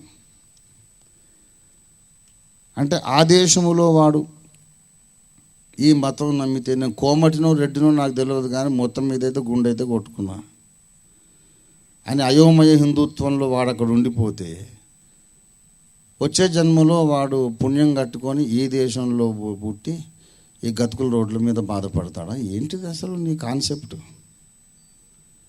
What is your concept? పాపం చేసుకున్న వాళ్ళందరూ ఆ మ్లేచ్ఛ దేశాల్లో పుట్టి నున్న రోడ్ల మీద వెళితే, పుణ్యం చేసుకున్న వాళ్ళందరూ ఈ దేశంలో పుట్టి డ్రైనేజ్ కాలువల్లో ఉంటారన్నమాట. ఏంటిది నీ కాన్సెప్ట్? అసలు ప్రచారం ఎందుకు? ప్రచారము చేయడానికి ఇస్లాంకు క్రైస్తవానికి తప్పో ఒప్పో ఒక నమ్మకం అవుతుంది. ఇది నమ్మకపోతే వాడు అగ్నిగుండంలో పడుతున్నాడు అనేది ఉంది. అది ఇస్లాంలో ఉంది, క్రైస్తవంలో ఉంది. మరి నీ దగ్గర ఏముంది? వాడు ఏది నమ్మినా ఒకటే, ఏ పేరున మొక్కినా ఒకటే, ఏ పేరున ప్రార్థన చేసినా ఒకటే. వాడు చచ్చి పుట్టి గుండ్రకు తిరుగుతూ ఉంటాడు అక్కడక్కడిని అనేది నీ మతం. ఇక నువ్వు చెప్పకపోతే ప్రమాదం ఏముంది? అసలు విషయానికి వస్తున్నా. బైబిల్ చెప్పేది ఏంటంటే, నువ్వు ఊహించినట్లు ఈ అనంతకాల ప్రవాహం ఇలాగే కొనసాగును, అదంతా ఒట్టిది. ఈ ప్రపంచానికి ఒక స్పష్టమైన ప్రారంభం ఉన్నది, ఒక స్పష్టమైన ముగింపు ఉన్నది అనేది బైబిల్ చెబుతోంది. ఆ స్పష్టమైన ముగింపు కూడా బహుశా నీవు నేను బ్రతుకుండగానే వచ్చే అవకాశం ఉన్నది కనుక మేల్కొనండి, సత్యము తెలుసుకొనండి, సత్యాన్ని నమ్మండి. లేకపోతే యుగ యుగములు అగ్నిగంధకాల గుండంలో పడి నాశనమయ్యే ప్రమాదం ఉన్నది. ఇది బైబిల్ చెబుతున్న విషయం. ఇంతసేపు చెప్పిన తర్వాత మీలో ఏ ఒక్కరికైనా అనిపించి ఉండొచ్చు, మూలవాక్యం ఎక్కడ పారేశాడు ఈసారి, సరిగా ప్రిపేర్ అయ్యి రాలేదు, మర్చిపోయినట్టుంది అనుకోవచ్చు ఎవరైనా. నేను చదివిన మూలవాక్యం ఏంటి? అన్నిటి అంతము సమీపమై ఉన్నది. 1 పేతురు 4:7. అంటే బైబిల్ చెప్పేది ఏంటంటే, ఈ జగత్తులోని సకల విషయములకు ఒక స్పష్టమైన ప్రారంభం ఉన్నది, స్పష్టమైన అంతం ఉన్నది. మానవ జాతికి ఒక ప్రారంభం ఉన్నది, ఒక అంతం ఉన్నది. ఈ భూమి మీద రాజకీయాలకు ఒక ప్రారంభం ఉన్నది, ఒక అంతం ఉన్నది. ఈ భూమి మీద పనిముట్లు చేయడానికి, మెటలర్జీకి ఒక ప్రారంభం ఉన్నది, ఒక అంతం ఉన్నది. కయీను యొక్క మునిబనవడైనటువంటి యాబాలు, యూబాలు అనే అన్నదమ్ములు, వాళ్ళలో ఒకడేమో మ్యూజికల్ ఇన్స్ట్రుమెంట్స్ మొదలుపెట్టాడు. ఈ మ్యూజికల్ ఇన్స్ట్రుమెంట్స్కి ఒక మొదలుంది, ఒక అంతం ఉన్నది. మెటలర్జీ, ఇనుము, రాగి పనిముట్లు చేయడానికి ఒక ఆరంభం ఉంది, ఒక అంతం ఉన్నది. పెళ్ళిళ్ళు జరగడానికి ఆరంభం ఉంది, ఒక అంతం ఉంది. మీకు తెలుసో లేదో, ప్రార్థనకు కూడా ఒక ఆరంభం ఉన్నది. షేతునకు కొడుకు పుట్టెను, అతనికి ఎనోష్ అని పేరు పెట్టబడెను. అప్పుడు భూమి మీద యెహోవా నామమున ప్రార్థన చేయుట ఆరంభమాయెను. గనక ప్రార్థన అంతమవుతుంది. మీకు తెలుసో లేదో, మనందరం పరలోకానికి వెళ్ళాక ప్రార్థనలు ఉండవు. ప్రార్థనలు ఉండవు. దేనికోసం ప్రార్థన చేస్తావు పరలోకానికి వెళ్ళాక? చెప్పు నాకు. ప్రభువా నేటి దినాహారం మాకు దయచేయము అంటావా? నీ రాజ్యం వచ్చును కాకంట. ఆల్రెడీ వచ్చేసింది నా బేవకూఫ్. నా రాజ్యంలోనే ఉన్నావు నువ్వు, ఇంకేంది ప్రార్థన? నేటి దినాహారము ఏమంటే సత్యంత ఉందా? పీకల దాకా తినేసావరా అక్కడ? పో. ఏంటి అన్నం లేదా నీకు? పరలోకంలో బోల్డంత అన్నం ఉంది. స్వస్థపరిచే వరమేమో ప్రభువా, ఎందుకు? అసలు రోగాలు ఎవరికి రాలేదురా, నీకు ఇదేం రోగం? స్వస్థపరిచే వరం అడుగుతున్నావు. దేని కొరకు అడుగుతావు? పరలోకానికి వెళ్ళినాక ప్రార్థనలు ఉండవు. కానీ ఆగకుండా ప్రార్థనలు చేసే స్థలం ఉన్నది, జవాబు రాని ప్రార్థనలు చేసే స్థలం ఉన్నది. అది పాతాళము, అగ్ని జ్వాలలమయము, అగ్నిగుండం. తండ్రి అయిన అబ్రహామా, దాహం వేస్తోంది, నీళ్లు నీళ్లు నీళ్లు నీళ్ళు అంటాడు. ఎవడు వినడు, నీళ్లు తెచ్చియడు. ఆగకుండా దేవునికి వినబడదని తెలుసు కూడా ప్రార్థనలు చేసే స్థలం నరకం. ఇక ప్రార్థన చేయడానికి ఏమి లేక ఆపకుండా స్తుతులు చెల్లించే స్థలం పరలోకం. దేవుని స్తోత్రం కలుగును గాక. సువార్త ఎందుకు చెబుతున్నామంటే, ఈ అర్థం లేని ప్రార్థనలు చేసే పాతాళానికి పోవద్దు బాబు. ఆగకుండా స్తుతి ధూపం వేసే పరలోక యాజక సమూహంలోకి నువ్వు రావాలని ఈ సువార్త చెబుతున్నావు. అంతేగాని ఇంతగానం కష్టపడి చెబుతున్నాడంటే వీనికి ఏదో లాభం ఉంటుంది. నేను ఎందుకు నమ్ముతా? నేను నమ్మ అని కొంతమంది బిగ తీసుకొని పోతున్నారు. ఒక ఆయుర్వేద వైద్యుడట ఒక నాడి పట్టుకొని చూసి, అయ్యో చాలా ఘోరమైన రోగం వచ్చింది, దీనికి కోడి పియ్యే మందు అన్నాడట.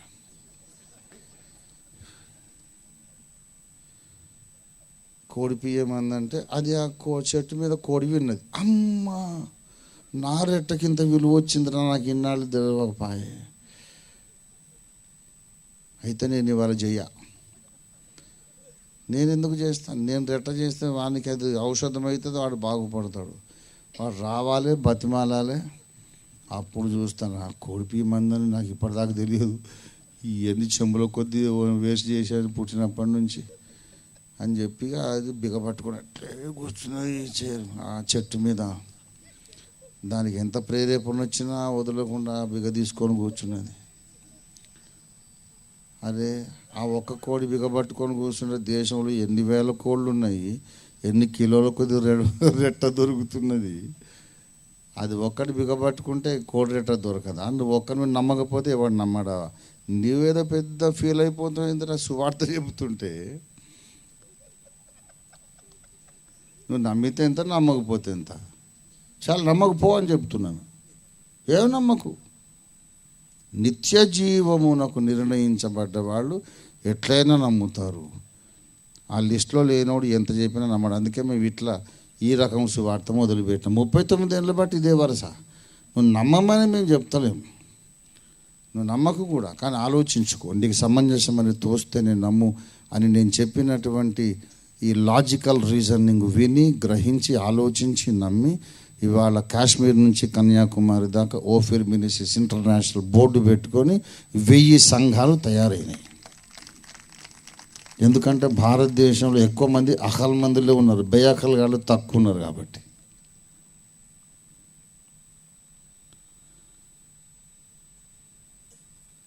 ప్రియ మిత్రులారా,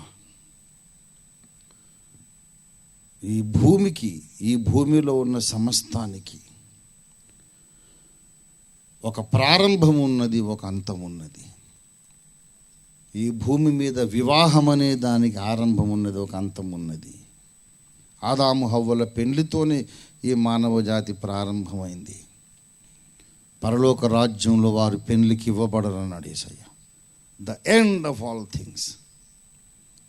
ఇక్కడ జరుగుతున్న ఈ వ్యాపారము, వ్యవహారము, రాజకీయము అన్నిటికీ ఒక ఆరంభం ఉన్నది. బైబిల్ అన్నిటి ఆరంభమును గూర్చి మాట్లాడుతుంది, అన్నిటి అంతమును గూర్చి మాట్లాడుతున్నది. అన్నిటి అంతము జరిగే ఆ దినాలలో నీవు నేను ఈ కూటం పెట్టుకుంటున్నాం, ఈ మాటలు వింటున్నాం గనక జాగ్రత్త, ఖబర్దార్, పెహరా, హుషార్, హుషార్ హోజావ్. ఘోరమైన ప్రమాదం యొక్క అంచులో ఉన్నావు నువ్వు. ఘోర ప్రమాదపు అంచుల్లో ఉన్నావు నువ్వు. కలలుగా అంటున్నట్టు అనంతముగా అకాల ప్రవాహము సాగిపోవును అని కథలు చెప్పుకోకు. దట్స్ ఆల్ వేస్ట్ టాక్, వ్యర్థమైనటువంటి టాక్. అది నీవే ఒప్పుకో, మన దేశమే ఒప్పుకోదు. అనంతముగా కాల ప్రవాహము సాగిపోతుంటే మళ్ళీ యుగాలు ఎక్కడివి? మళ్ళీ 4 యుగాలు అంటావు, కల్పాంతములు, మన్వంతరం అని నువ్వే చెప్తావు. మళ్ళీ ప్రస్తుతం ఉన్నటువంటి ఈ యుగానికి ఒక ఆరంభం ఉన్నది, ఒక అంతం ఉన్నది. తర్వాత రాబోయే యుగాలు కూడా ఉన్నాయి. ఈ యుగములో దేవుడు తన కుమారుని కొరకు పెండ్లి కుమార్తె సంఘమును తయారు చేస్తున్నాడు. దేవుని కుమారుడు, ఆయన సంఘము కలిసి పెండ్లి చేసుకున్న తరువాత కొత్త భూమి, కొత్త ఆకాశములో నూతన సృష్టి జరుగుతుంది. అక్కడ పాపం ఉండదు, శాపం ఉండదు, ఎప్పటికీ దుఃఖం ఉండదు. నిత్యానంద మహిమా ప్రపంచాన్ని సృష్టించడానికి కడపటి ఆదాము క్రీస్తు, కడపటి హవ్వ ఆయన భార్య. ఇది బైబిల్లో ప్రత్యక్షమైన దేవుని ప్రణాళిక. దేవునికి స్తోత్రం కలుగును గాక. బైబిల్ అంటే ఏదో అమెరికాది, ఊరు బయట వాళ్ళది అని నీకు చెప్పిన నీకు చెప్పిన ప్రతి ఒక్కరు కూడా వాడు బేవహూఫు, స్టూపిడ్, మూర్ఖుడు, మూఢుడు. అన్ని శాస్త్రాలను మింగేసే గ్రంథము బైబిల్ గ్రంథం. అన్ని శాస్త్రములను మించిన ఉన్నతమైన ప్రత్యక్షత కలిగిన గ్రంథము బైబిల్ గ్రంథం. అన్నిటి ముగింపు చాలా సమీపంగా ఉంది. మీరు అట్లాగే చెప్తారు సార్, నువ్వు మొత్తం తిప్పికొడితే నీ గ్రంథం 2000 ఏళ్ళ చరిత్ర లేదు. మన దగ్గర ఎన్ని యుగాలు ఉన్నాయి? కృతయుగము, త్రేతాయుగము, ద్వాపర యుగము, కలియుగము, ఎన్ని ఉన్నాయి. సంతోషం. ద్వాపర యుగంలో జరిగినటువంటి కురుక్షేత్ర సంగ్రామంలో వేల కొలది అక్షౌహిణుల సేనలు యుద్ధమాడినవి కదా. కురుక్షేత్రం ఇంకా ఉంది అక్కడ, ఢిల్లీ దగ్గర.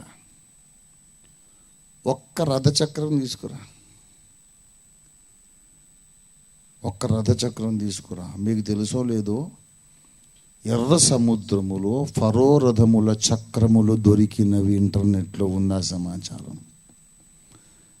ఎర్ర సముద్రంలో రథచక్రాలు దొరికినాయి. ఇవి 3500 ఏళ్ల కిందటివని రేడియో కార్బన్ డేటింగ్ సిస్టమ్ చెప్పారు. అవును, ద్వాపర యుగం నాటి ఒక రథచక్రం తీసుకురా, ఒక్క పుష్పక విమానం రెక్క తీసుకురా, అన్ని గాళ్ళు మాయమైపోతాయా? కాకతీయుల కాలము నాటి పాత్రలు, వెండి నాణేలు, బంగారు నాణేలు ఉన్నాయి. ఔరంగజేబు కాలము, గుప్తరాజుల కాలము ఉన్నాయి. మరి ఆ కాలం నాటి చక్రాలు ఎందుకు మాయమైనాయి? బైబిల్లో చెప్పిన ప్రతి సంఘటనకు సంబంధించిన అవశేషాలు భూమిలో ఉన్నవి, ఇప్పటికీ ఉన్నాయి, సజీవ సాక్ష్యాలు. అవి దొరికినాయి. మీకు డబ్బులు, ఓపిక, టైం ఉంటే మీరు మీ కళ్ళతో పోయి చూసుకోవచ్చు. నోవహు ఓడను గురించి బైబిల్ చెప్పింది. అరారాతు కొండల మీద టర్కీ దేశంలో, ఆర్మేనియా దేశంలో ఇప్పటికీ నోవహు ఓడ ఉంది. బాబెలు గోపురాన్ని గురించి బైబిల్ చెప్పింది. ఇరాక్ దేశంలో బాబెలు గోపుర పునాదులు దొరికినాయి. ఫరో రథ చక్రాలు దొరికినాయి. మా దగ్గర కూడా మా గ్రంథాల్లో ఉండే ఊర్ల పేర్లు అన్నికంటే ఊర్ల పేర్లు ఉంటే సరిపోయిందా? వస్తువులు కావాలి మాకు. మేము బైబిల్లో ఎర్ర సముద్రం ఉంది, ఇప్పుడు కూడా ప్రపంచ పటంలో ఎర్ర సముద్రం ఉందని కాదు మేము చెప్పే ప్రూఫ్. బైబిల్లో ఉన్న ఎర్ర సముద్రం లోపల రథచక్రాలు దొరికినాయి. ఇప్పుడు మన కళ్ళ ముందున్న ఎర్ర సముద్రంలో ఆ రథచక్రాలు దొరికినాయి. ఇది మేము మీకు మీ ముందు ప్రజెంట్ చేసే నిరూపణ, ఖచ్చితమైన నిరూపణ. బైబిల్లోని ప్రతి సంఘటనకు ఉంది. ఆ నిరూపణ, ఆ వస్తువు దొరకగానే దాని డేటింగ్ మెథడ్, దానికి వయస్సు నిర్ణయం చేసే రేడియో కార్బన్ డేటింగ్ మెథడ్లో వయస్సు నిర్ణయం చేసినప్పుడు బైబిల్లో ఉన్న తారీఖులతో అది దాదాపుగా మ్యాచింగ్ అయిపోయింది. అంతే. దేవునికి స్తోత్రం కలుగును గాక. ఆదాము తర్వాత 2000 ఏళ్లకు అబ్రహాం పుట్టాడు. అబ్రహాము తర్వాత 500 ఏళ్లకు మోషే వచ్చాడు. మోషే తర్వాత 1500 ఏళ్లకు యేసు ప్రభు వచ్చాడు. బైబిల్ చెబుతున్న చరిత్ర. ఎర్ర సముద్రంలో దొరికిన అవశేషాల విలువ కూడా BC 1500 ఏళ్ళు. ద్వారకా నగరం దొరికింది గుజరాత్లో. ఇది ఫ్యాక్ట్. ఇది శ్రీకృష్ణుడు ద్వాపర యుగాంతములో ద్వారకా నగరాన్ని కట్టించాడు. మహాభారతంలో వేదవ్యాసుల వారు రాశారు. ఆ నగరం సముద్రంలో మునిగిపోయిందని కూడా మహాభారతంలో ఉంది. గుజరాత్ సమీపంలో సముద్రంలో ద్వారకా నగరం దొరికింది. పురాతత్వ పరిశోధకులు ఓషనాలజిస్ట్ SR రావు గారు చేసిన 40 ఏళ్ల పరిశోధనలో ద్వారకా నగరం దొరికింది. దాని ఇటుకరాళ్ళు బయటికి తెచ్చారు. ఎంత వయసు నిర్ణయించారు. Same method, radio carbon dating method. గుప్తరాజుల కాలపు నాణేలు, మగధ రాజుల కాలపు నాణేలు, కాకతీయుల కాలపు వస్తువులు, అలెగ్జాండర్ కాలపు వస్తువులు ఎలాగ నిర్ణయించారు అదే పద్ధతిలో ఆ ద్వారకా నగరపు ఇటుకరాళ్లను కూడా వయసు నిర్ణయిస్తే అవి ఇర్మియా ప్రవక్త కాలం నాటివి, BC 500 years అని చెప్పారు. దానియేలు, ఇర్మియా అంటే నీ ద్వాపర యుగం BC 500, నీ త్రేతాయుగం BC 1000 years. నేను చెప్తున్నా, నీవెన్ని స్టోరీస్ అన్నా చెప్పుకో, నువ్వు చెప్పుకున్న స్టోరీస్లో ఉన్న పాత్రలు నిజముగా చారిత్రక పురుషులు అయినట్లయితే కనుక వాళ్ళందరూ ఆదాము పిల్లలే. హిమాలయాల్లో ఉండే యోగులందరూ ఆదాము పిల్లలే. మహర్షులు ఆదాము పిల్లలే. అగస్త్యుడు, వశిష్ఠుడు, వాల్మీకి, వేదవ్యాసుడు అందరూ ఆదాము పిల్లలే. నీవు ఎన్నైనా చెప్పుకోగాక, ఎన్ని కథలు చెప్పుకున్నా 6000 ఏళ్ళ కిందట ఆదాము అనే మొదటి మనుషుని దేవుడు మట్టి నుండి చేశాడు. ఆ మొదటి మనిషి కడుపున పుట్టిన మానవ సమూహం ఈనాడు భూగ్రహం మీద ఉంది. అన్ని దేశముల, అన్ని మతముల కర్తలు, సంస్కర్తలు, ప్రవక్తలు అందరూ ఆదాము పిల్లలే. ఆదాము పిల్లలు కాని మనుషులు ఎవరు లేరు.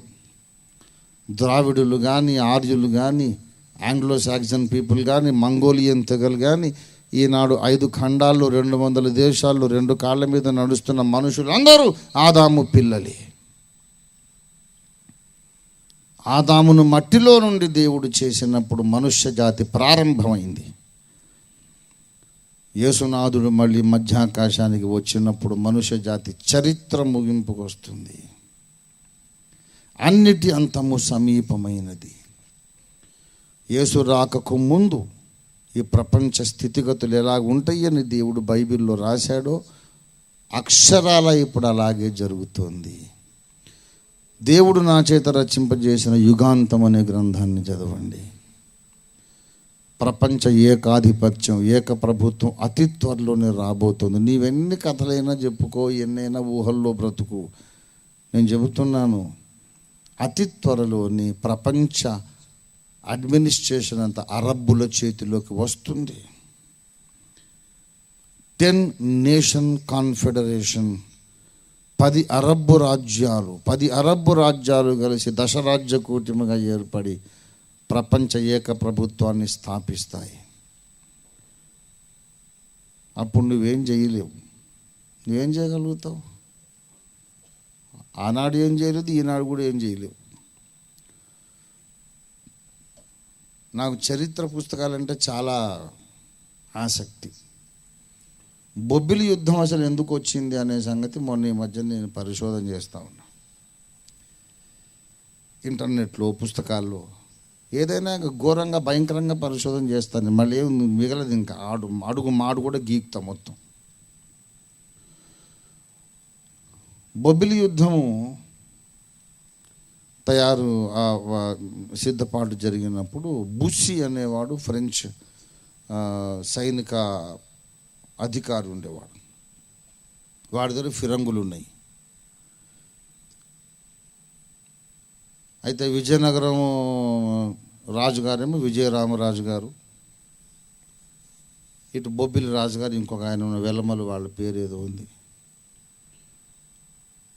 సరే, వాళ్ళు వచ్చేసి ఫిరంగులతో ఈ బొబ్బిలి కోట కూలగొట్టారు. ఇది చరిత్ర. వీళ్ళ దగ్గర బాణాలు, కత్తులు తప్ప ఫిరంగులు లేవు.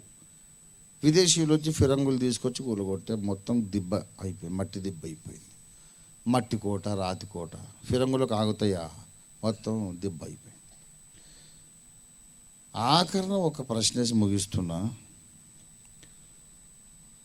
నాకు ఆ బొబ్బిలి యుద్ధం ఆ చరిత్ర చూస్తుంటే చాలా బాధ అనిపించింది. అరే, ఆ ఫారిన్ నుంచి వచ్చినటువంటి బద్మాష్గాళ్ళు ఈ బొబ్బిలి కోటను చుట్టుముట్టి ఫిరంగులు వేసి వాటిని కూలగొడుతూ ఉంటే, ఆ లోపల ఉన్నటువంటి పిలక పండితులు ఒక్కడైనా ఒక బ్రహ్మాస్త్రం ఉపయోగిస్తే ఎంత బాగుండు.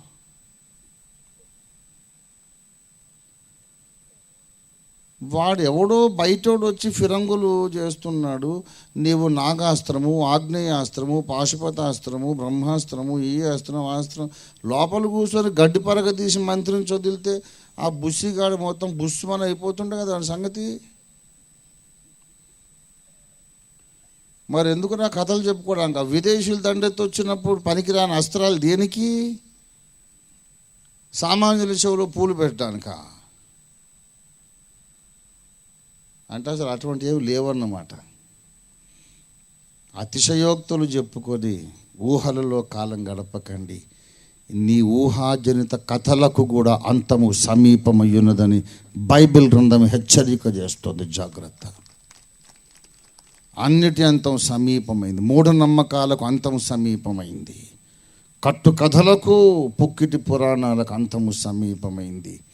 అసలు వాస్తవం ఏంటో బయటకు వచ్చే కాలము దగ్గరకు వచ్చేసింది.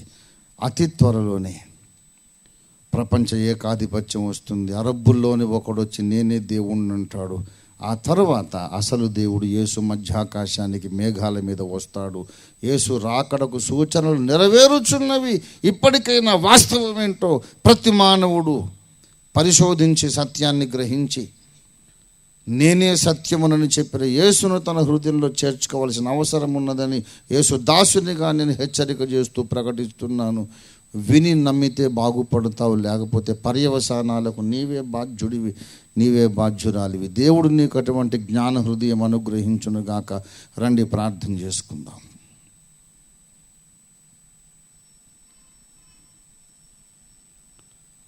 ప్రార్థన. ప్రేమ కలిగిన మా మహాపరిశుద్ధ తండ్రి, నీ వాక్యమును నీ పరిశుద్ధాత్మావేశము ద్వారా ప్రకటింపజేసినందుకు నీకు స్తోత్రం చెల్లిస్తున్నాం. నీ వాక్యము నూరంతలుగా ఫలింపచేయండి. విన్న ప్రతి ఒక్కరూ ఆలోచన చేసుకోవడానికి సహాయం చేయండి. ఈ ప్రపంచం ఎప్పుడు ఇలాగే ఉంటుంది అనేది సత్యము కాదు, ఒక్కప్పటికి ముగింపుకు వచ్చేస్తుంది. ఇదిగో కొత్త ఆకాశము కొత్త భూమి నేను చూచితిని, ముందున్న భూమి ఆకాశము గతించిపోయేను, సముద్రమికను లేదు అని చెప్పినటువంటి ఆ యొక్క భీకరమైన ప్రవచనము నెరవేరే గడియ అతి త్వరలోనే రాబోతుంది కనుక నీకు స్తోత్రం చెల్లిస్తున్నాం. ఈ దినము క్రైస్తవ సమాజానికి, క్రైస్తవేతర మానవ సమాజానికి మీరు పంపిన హెచ్చరిక, బలమైన హెచ్చరిక కొరకు నీకు వందనాలు చెల్లిస్తున్నాం. నీ వాక్యమును మా అందరిలో ఫలింప చేయండి. మా దేశ ప్రజలందరినీ మేల్కొలపండి. అందరి మనోనేత్రాలు వెలిగించండి. సత్యమును వారు గ్రహించకుండా వారి మనోనేత్రాలకు గంతలు కట్టిన సైతాను యేసు నామములో మేము బంధించి వేస్తున్నాం. సాతాను నా దేశ ప్రజలకు, ప్రపంచ మానవ సమాజ సభ్యులందరి మనోనేత్రాలకు సైతానుడు కట్టిన ఆ గంతలు ఊడి పడమని యేసు నామములో ఆజ్ఞాపిస్తున్నాను. మీ శిలువ రక్త ప్రోక్షణ కిందకి యావత్ ప్రపంచాన్ని తెచ్చుకుంటున్నాం. చీకటి కార్యములన్నీ దహించి వేయండి. నీ చిత్తములోని ఏర్పరచుకున్న ప్రతి వారి మనోనేత్రాలు వెలిగించి అందరినీ రక్షణలోకి నడిపించే సత్యంలో ప్రతిష్ఠించమని, మీ రాకడకు మేము సిద్ధపడుతూ ప్రపంచాన్ని సిద్ధపరిచే కృప మాకు దయచేయమని యేసు పరిశుద్ధ నామములో స్తుతించి ప్రార్థిస్తున్నాం తండ్రి. మన తండ్రి అయిన దేవాది దేవుని శాశ్వత